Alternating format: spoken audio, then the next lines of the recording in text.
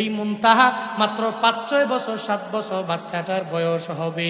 7 দিন আগে তাকে নিয়ে চলে গেল। কেন নিয়ে গেল? বলে তার একজন টিচার ছিল ঘরের মধ্যে, নাম ছিল মার্জিয়া। 250 টাকা তার বেতন ছিল।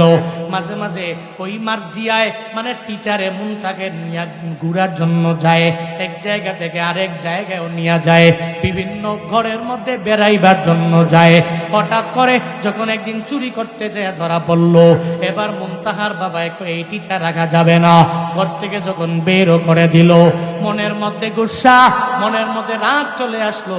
মুনতাহার বাবা আমারে যদি ধমক দিতে পারে, আমি মুনতাহাকে একদিন না একদিন অপহরণ করে নিয়ে যাব। একটা মহিলা হইয়া অপহরণ করে 7 দিন আগে যখন তাকে নিয়ে বের হয়ে গেল, পুরো এলাকায় ছড়ায় গেল। মুনতাহাকে মুনতাহার মা বাবায় পায় না। এবার মুনতাহার যখন পায় না, মা বাবাও জানায় দিল যে তাকে যদি কেউ আমার সামনে আইনা দিতে পারো পুরস্কৃত করা হবে, তোমরা যত টাকা চাও দেওয়া হবে। কারণ একটা কন্যা সন্তানের মায়া মা বাবার অন্তরে আছে না নাই? এই বাবার আছে না নাই? একটা কন্যা সন্তানের জন্য যখন আপনি বাজারে যান, বাজারের মধ্যে যাওয়ার পরে কন্যার জন্য মজা নিয়ে যান, বলে আমার কন্যার জন্য একটু মজা নিয়ে যাওয়া লাগবে। কন্যাদের প্রতি বাবারা এত পরিমাণে দুর্বল হয়ে যায়, এই ছোট্ট কন্যাটাকে হারাইয়া মা বাবা চোখের পানি ফেলায় কান্না করে। আজকে ফজরের পরে যখন আমি গাড়ির মধ্যে বসা, আমি দেখলাম রে ফেসবুকের মধ্যে নিউজ পেয়ে গেলাম, ওই মুনতাহাকে পাশের এক জায়গায় খালের মধ্যে পুঁতা হয়েছে, ওই জায়গা থেকে বের করা হয়েছে। বের হয়ে গেল কে? মুনতাহারে দুনিয়া থেকে বিদায় করে দিল।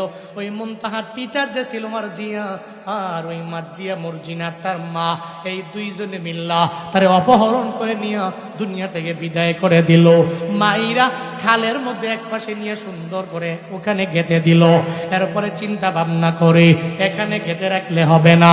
আল্লাহ কয় তুই কেমনে কেমনে ধরি বান্দা, তুই টেরো পাবি না, কেমনে তুই ধরা খেয়ে যাবা, এই চিন্তাও বান্দা তুই করতে পারবি না। এবার 2 মা আর মেয়ে মিল্লা, দুইজনে মিল্লা যখন মুনতাহাকে ওই জায়গা থেকে উঠাইয়া 3টা বাজে পুকুরের মধ্যে নিয়ে ফালাইয়া দিবে, যাওয়ার পথে এক মুরব্বীর সাথে সাক্ষাৎ হওয়ার পরে মুরব্বী চিল্লান দেয়, অটোমেটিক মুনতাহার লাশ মা বাবায় পাইয়া যায়।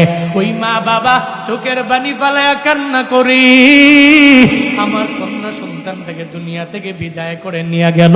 এরা এত পরিমাণে অমানবিক হয়ে গেল, এত পরিমাণে পাষাণ হৃদয়ের অধিকারী এরা, একটা ছোট্ট কন্যা সন্তানটাকে এরা দুনিয়ার মধ্যে রাখে না। বন্দারে, এমন মানুষ দেখবা তোমার এলাকার মধ্যে বিভিন্ন জায়গায় ঘুরে বেড়ায়, এরা এত পরিমাণে অমানবিক হয়ে যায়, মানুষের প্রতি বিন্দু মাত্র পরিমাণে এদের দরদ নাই, অথচ একটু পরিমাণ চিন্তা এদের অন্তরের মধ্যে নাই। আমার জীবন যদি আমি এমন ভাবে গঠন করি, আমার মরণের পরে মানুষ তো বলবে আলহামদুলিল্লাহ, এই জালেম মারা গেল তো ভালো হইছে, আরো মরলে ভালো হবে। আল্লাহ যাতে তারে জান্নাতে না দেয়, যাতে তারে জাহান্নামী বানায়া দেয়, এমন জীবন তুমি করিও গঠন।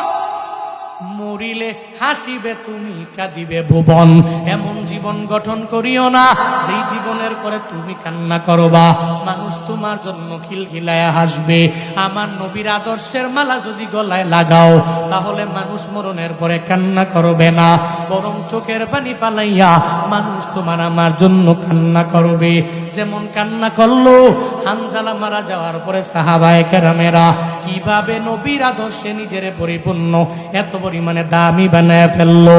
দুনিয়াতেও দামি, এরা আখিরাতেও এত পরিমাণে দামি। আজও হানজালার নাম মানুষ কত সুন্দর করে নেয় রে বাবা। ওই হানজালার ব্যাপারে মানুষ এখনো চোখের পানি ফালায়া ফালায়া কান্না করে। ওই হানজালার কাহিনী শুই না কত শ্রোতা আমি দেখছি হাউ মাউ পেরা চোখের পানি ফালায়া কান্না করেছে। কেমনে সম্ভব হয়ে গেল? ওই আমার নবীর আদর্শে নিজের আদর্শবান বানাইলো। উহুদের ময়দানে নবী তারে রুখসত দিয়া দেয়, হানজালা তুমি উহুদের ময়দানে যাওয়া লাগবে না, যাও যাও, নতুন বিয়া করলা, একটু ঘরের প্রমোনিটরের সময় দাও, বাসরাতে একটু সময় দাও। যখন নবী রুখসত দিয়া দেয়, এরপরে হানজালা কয় আমার মায়া নবী যুদ্ধের ময়দানে যাবে। এরপরে যদিও রুখসত দিয়া দিল, আমি যাই, আমার নবীর কথা অমান্য করা যাবে না। ওই হানজালা আমার নবী রুখসত পাইয়া যখন ঘরে যায়, ঘরের মধ্যে যাইয়া বাসর রাত উদযাপন করা শেষ করে এরপরে ফরজ গোসলের জন্য যখন হানজালা দৌড়ায়, মদিনার অলিতে গলিতে কে যেন বলে রে কুতিলা মুহাম্মদ, আমার নবী নয়, নবীকে দুনিয়া থেকে বিদায় করে দেওয়া হলো। হানজালার কানের মধ্যে যখন এই ধ্বনি প্রতিধ্বনিত হয়ে গেল, হানজালা চিন্তা করে রে আমার নবী আমারে রুখসত দিয়ে দিল, উহুদের ময়দানে আমারে নিয়ে যায় নাই, আমার নবী আমার কথা চিন্তা করে বাসর রাত উদযাপন করার জন্য পাঠাইয়া দিল।